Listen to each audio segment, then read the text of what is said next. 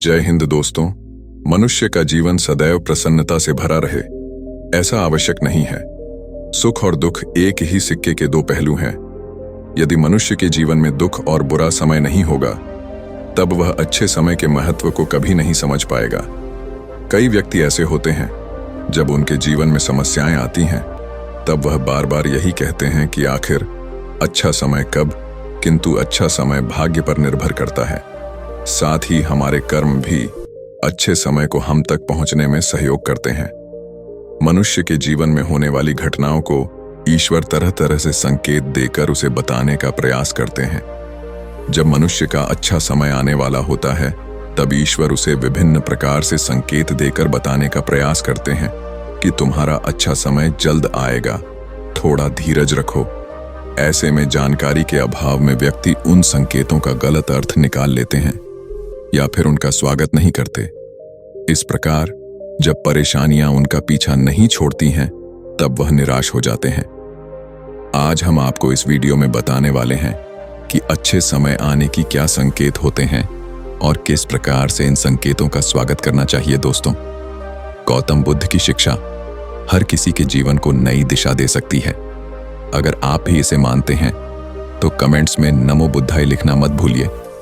इस कहानी को अंत तक सुनिए और वीडियो के साथ बने रहिएगा। तो अब इस कहानी की शुरुआत करते हैं। बहुत समय पहले की बात है। एक गांव में एक गरीब आदमी रहता था। वह आदमी अपने जीवन के दुखों से बहुत अधिक परेशान रहता था। जब कभी वह कोई काम करने जाता तो वह काम सफल होते होते रह जाता था। आखिरी क्षणों में असफलता ही उसके हाथ लगती थी।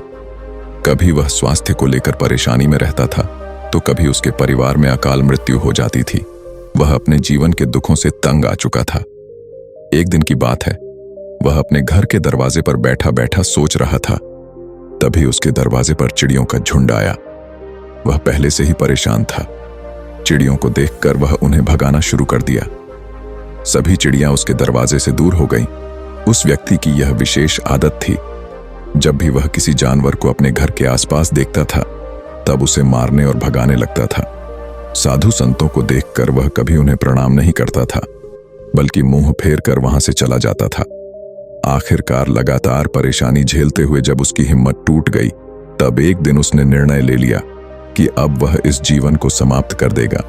वह अपना घर छोड़कर गांव से बाहर चला गया और नदी को देखते ही उसमें छलांग लगा दी।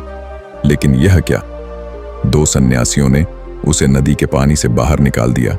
दरअसल जब वह नदी में छलांग लगा रहा था, वहां पर एक सन्यासी और उनके दो शिष्य बैठे हुए थे। उस व्यक्ति को नदी में छलांग लगाता हुआ देखकर सन्यासी ने अपने शिष्यों को आदेश दिया और उस व्यक्ति को पानी से बाहर निकाला गया।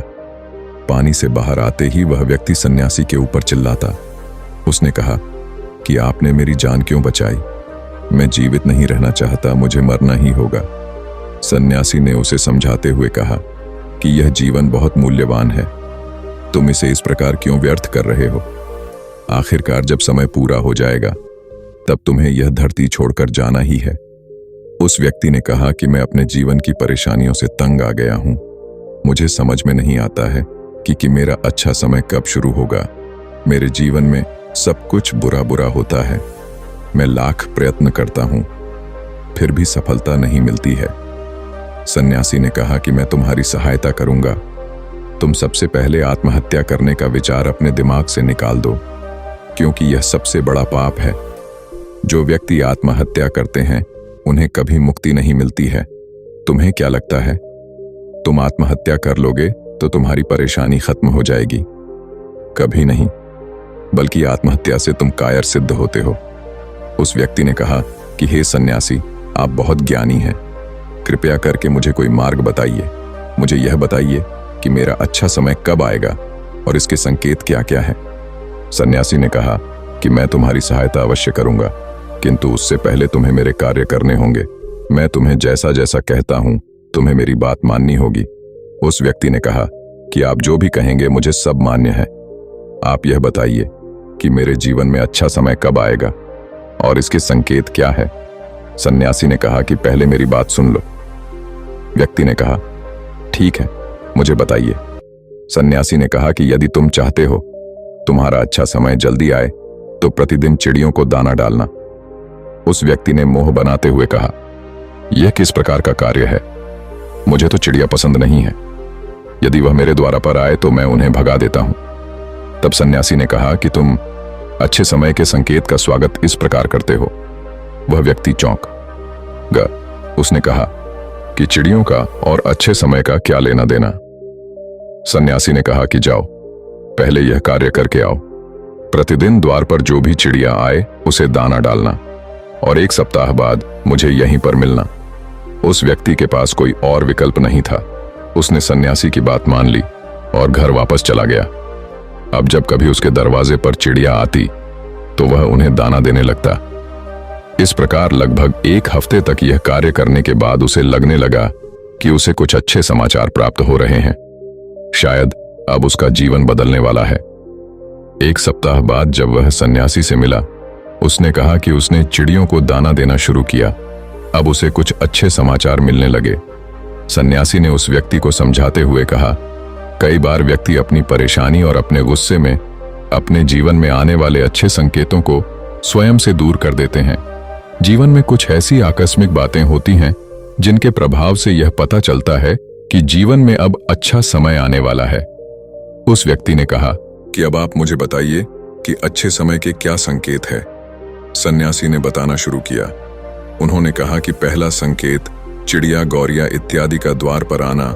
1 सप्ताह तक चिड़ियों को दाना देने के बाद तुम्हें यह समझ में आ गया होगा कि उनका हमारे जीवन में कितना महत्व है। दरअसल चिड़िया ईश्वर की प्रिय होती है। यह छोटे जीव बहुत ही निर्दोष होते हैं। जीवन में जब भी कुछ अच्छा होने वाला होता है तब ईश्वर उन्हें संदेश वाहक के रूप में मनुष्य के द्वार पर भेजते हैं। यदि मनुष्य उनका स्वागत अच्छे से करते हैं, उन्हें दाना पानी देते हैं, तब अच्छा समय जल्दी आता है। लेकिन यदि मनुष्य उनके साथ खराब व्यवहार करें तब अच्छा समय भी दूर चला जाता है। इसलिए हमेशा दरवाजे पर चिड़िया आए तो उसका स्वागत करना चाहिए। गाय का द्वार पर आना। गाय एक ऐसी जानवर है जो हमें दूध देती है। इस दूध को देवता अमृत समान मानते हैं। वेदों और शास्त्रों में गायों की पूजा का भी विधान है। कहा जाता है कि जब कभी घर में रोटी बनती है तो पहली रोटी गाय को समर्पित करना चाहिए। जब कभी घर के आसपास गाय दिखाई दे तो उसे अच्छा संकेत मानते हुए रोटी अवश्य खिलाना चाहिए। गाय ईश्वर को प्रिय होती है। जो भी मन से गाय की सेवा करते हैं, ईश्वर उनके ऊपर प्रसन्न रहते हैं। गाय को कभी परेशान नहीं करना चाहिए, बल्कि उन्हें ईश्वर का संदेश वाहक मानकर सदैव उनके स्वागत करना चाहिए। स्वप्न में पितरों के दर्शन होना।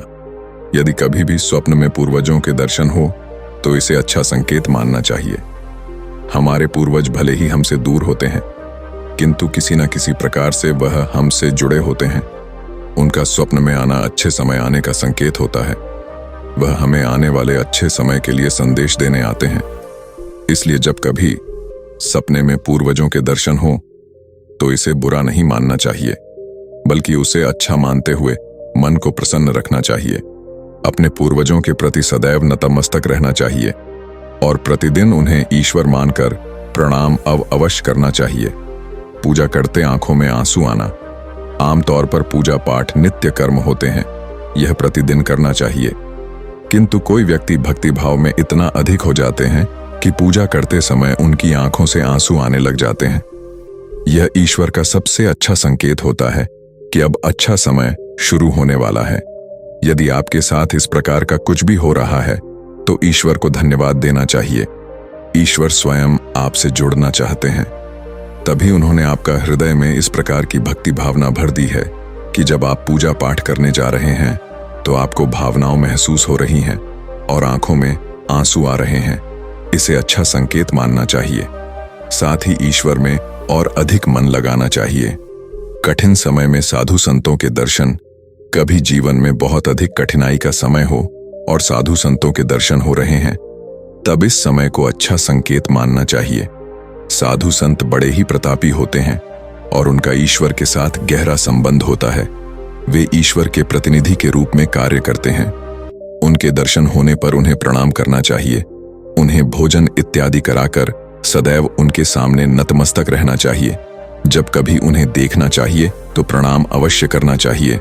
उनके प्रति विनम्रता अच्छे समय को जल्दी लेकर आती है। कठिन समय सदैव नहीं रहता है और साधु संतों के दर्शन तो कठिन समय को दूर करने में सहायता करते हैं। इसलिए जब कभी साधु संतों के दर्शन हो तो ईश्वर को धन्यवाद देते हुए उनका स्वा करना चाहिए। अचानक से रास्ते मिलना, कई बार व्यक्ति जब कठिनाई में होते हैं तो उन्हें कोई रास्ता नहीं सूझता है, किंतु जब वह पूजा पाठ इत्यादि करते हैं अथवा पुण्य कर्म करते हैं तो ईश्वर उन्हें अवश्य रास्ता दिखाते हैं।